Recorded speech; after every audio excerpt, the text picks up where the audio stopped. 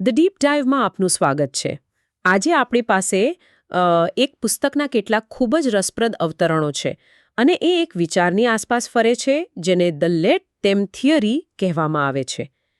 આજના આ વિશ્લેષણમાં આપણો હેતુ એ સમજવાનો છે કે કેવી રીતે આપણે બીજાના વર્તનને નિયંત્રિત કરવાની જે કોશિશ કરીએ છીએ એ છોડીને શાંતિ પાછી મેળવી શકીએ. હા, માનસિક શાંતિ અને શક્તિ પણ. બરાબર. અને આ વિચાર જેટલો સરળ લાગે છે એટલો જ ઊંડો છે. આ ફક્ત હાર માની લેવા કે નિષ્ક્રિય થઈ જવા વિશે નથી. બિલકુલ નહીં. હકીકતમાં તે આપણી શક્તિ પાછી લેવાની એક સક્રિય પ્રક્રિયા છે. તે એ સમજવા વિશે છે કે આપણી ખરી શક્તિ બીજાને બદલવામાં નથી, પણ આપણી પોતાની પ્રતિક્રિયાને પસંદ કરવામાં રહેલી છે. તો ચાલો આ વિચારના મૂળમાં જઈએ. આ સિદ્ધાંતની શરૂઆત લેખકના એક ખૂબ જ સામાન્ય અને અંગત અનુભવથી થાય છે.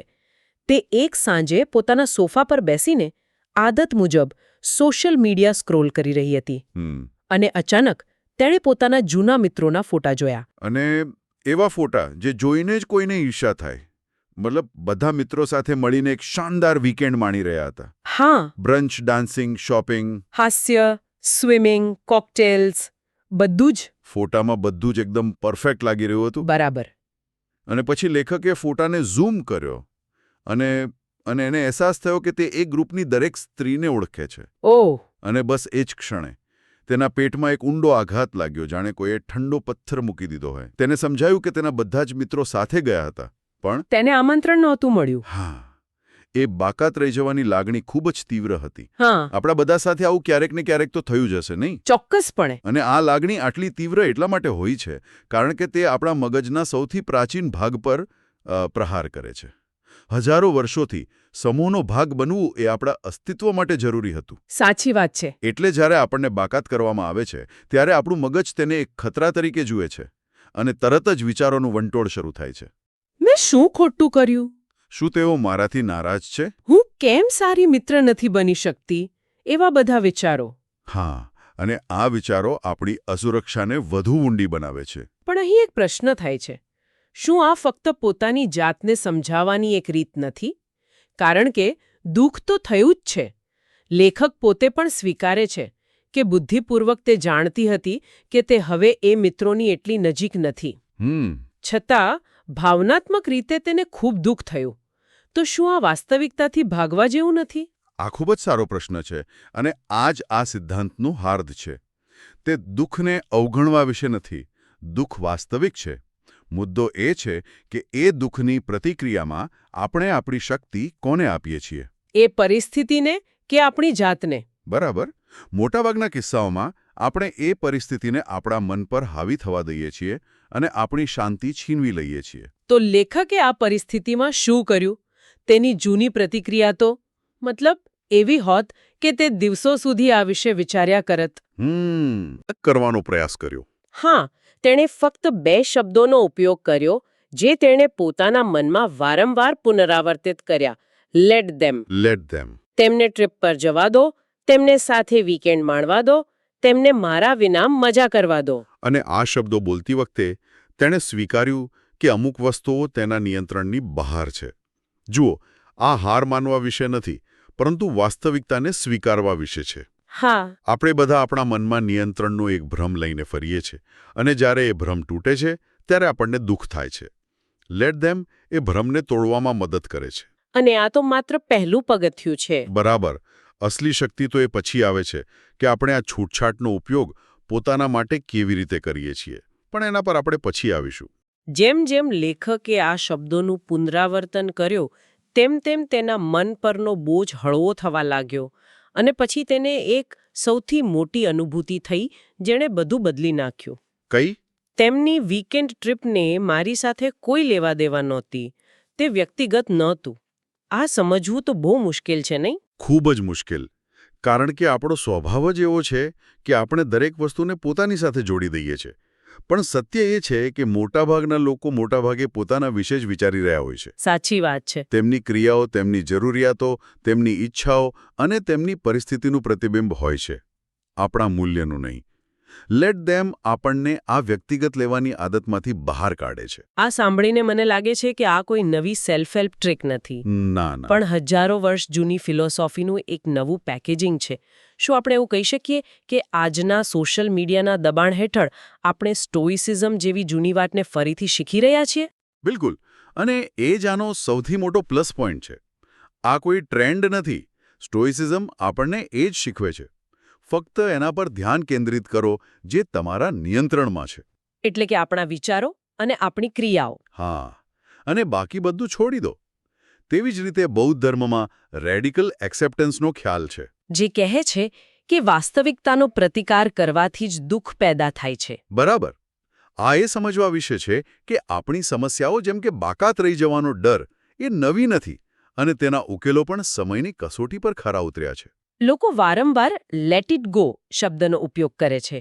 તો શું આ એના જેવું જ છે કે પછી તેમાં કોઈ તફાવત છે? આ એક મહત્વપૂર્ણ તફાવત છે.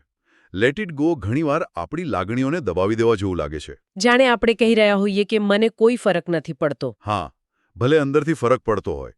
તેનાથી વિપરીત લેટ ધેમ એક સક્રિય અને શક્તિશાળી પસંદગી છે. તે કહે છે, મને ફરક પડે છે, મને દુઃખ થયું છે, પણ હું એ સ્વીકારું છું કે બીજા લોકોના નિર્ણયો પર મારો કોઈ કાબૂ નથી. એટલે તે આપણી લાગણીઓને માન્યતા આપે છે? હા, પણ આપણને બિનજરૂરી જવાબદારીના બોજમાંથી મુક્ત કરે છે. હું સમજી કે આ લેખક માટે કેવી રીતે કામ કર્યું, પણ હું વિચારું છું કે રોજિંદા જીવનમાં આ કેવી રીતે લાગુ પડે. માની લો કે ઓફિસમાં મેં એક સારો આઈડિયા આપ્યો, પણ મારા બોસે તેને સાંભળ્યો જ નહીં અને બીજા કોઈના વિચારને પસંદ કર્યો. એ સમયે લેટ ધેમ કહેવું તો બહુ મુશ્કેલ લાગે. હા, કારણ કે એ સમયે આપણને એવું લાગે છે કે આપણી અવગણના થઈ. આપણી મહેનતનું કોઈ મૂલ્ય નથી. બરાબર. આપણી પ્રતિક્રિયા ગુસ્સો અથવા નિરાશા હોઈ શકે છે. પણ જો આપણે એક ક્ષણે વિચારીએ લેટ ધેમ, તેમને બીજો વિચાર પસંદ કરવા દો, તો આપણે પરિસ્થિતિને વ્યક્તિગત રીતે લેવાનું બંધ કરી દઈએ છીએ. કદાચ બોસના મનમાં બીજું કંઈક ચાલતું હોય. શક્ય છે. કદાચ બીજા વિચારનો સમય વધુ સારો હોય. આનો અર્થ એ નથી કે તમારો વિચાર ખરાબ હતો.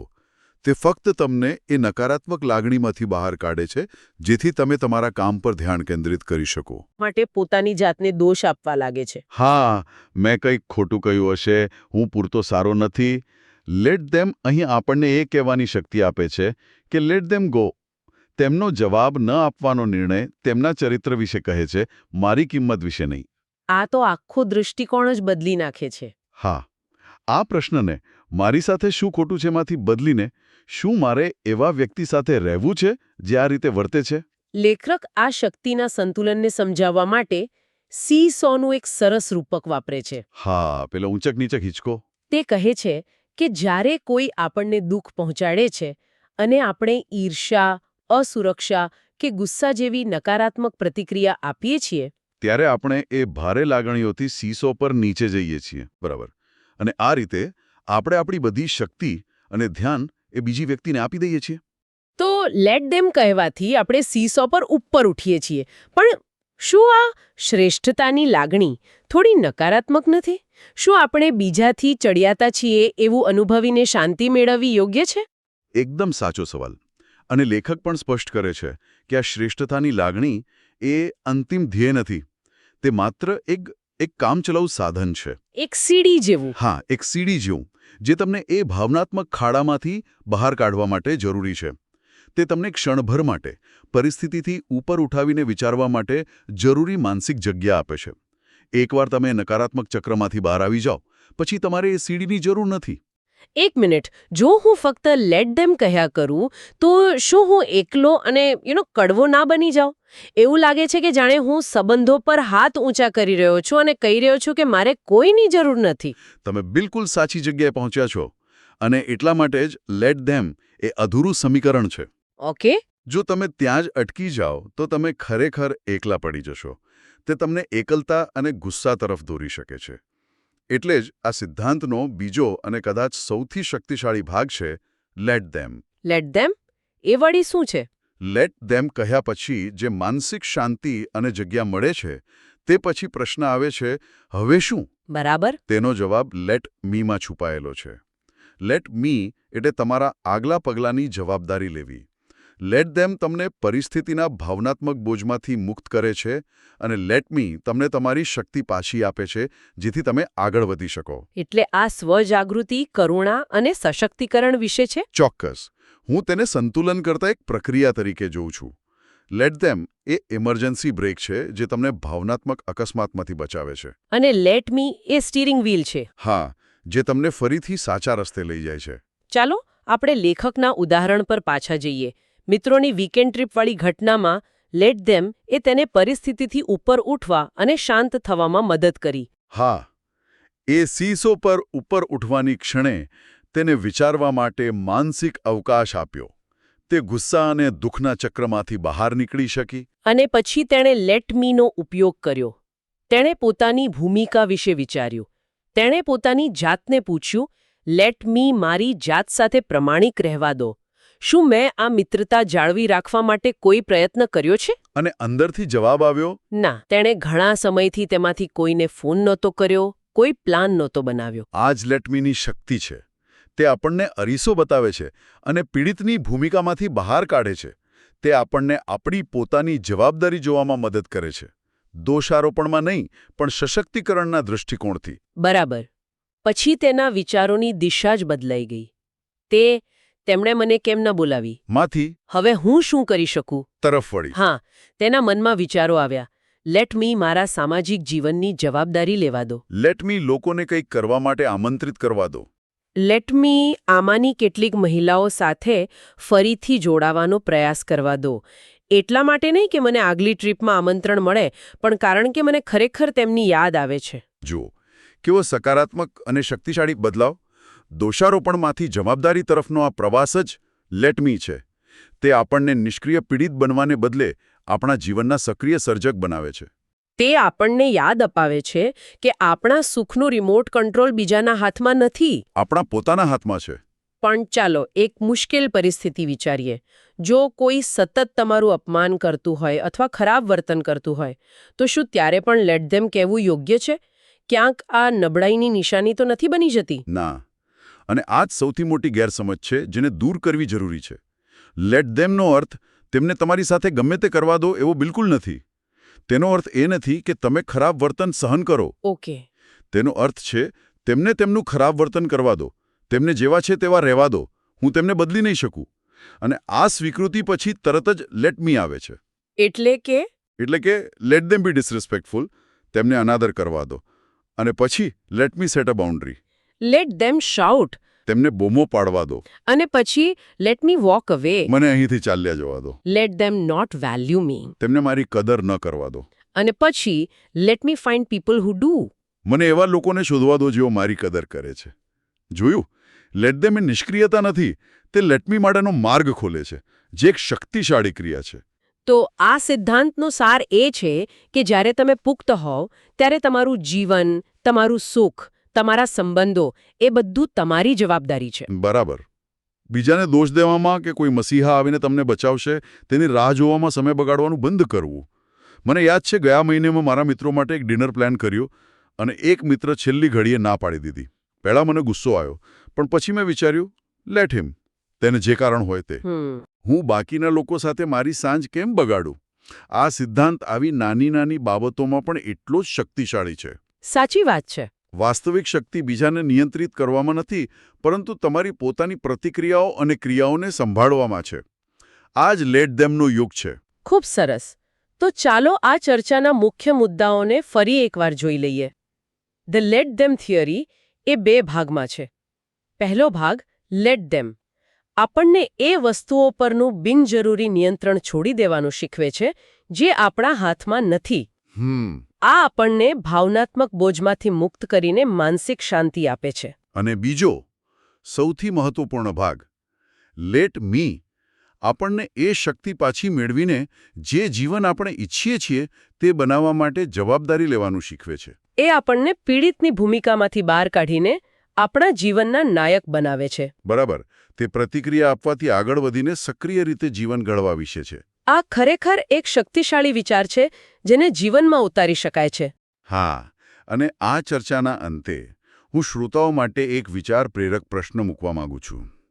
જરા વિચારો, તમારા જીવનના કયા ક્ષેત્રમાં કોઈ વ્યક્તિ કે પરિસ્થિતિ પરનું નિયંત્રણ છોડી દેવાથી અને તેના બદલે હવે હું શું કરી શકું છું પર ધ્યાન કેન્દ્રિત કરવાથી સૌથી મોટો સકારાત્મક ફેરફાર આવી શકે છે?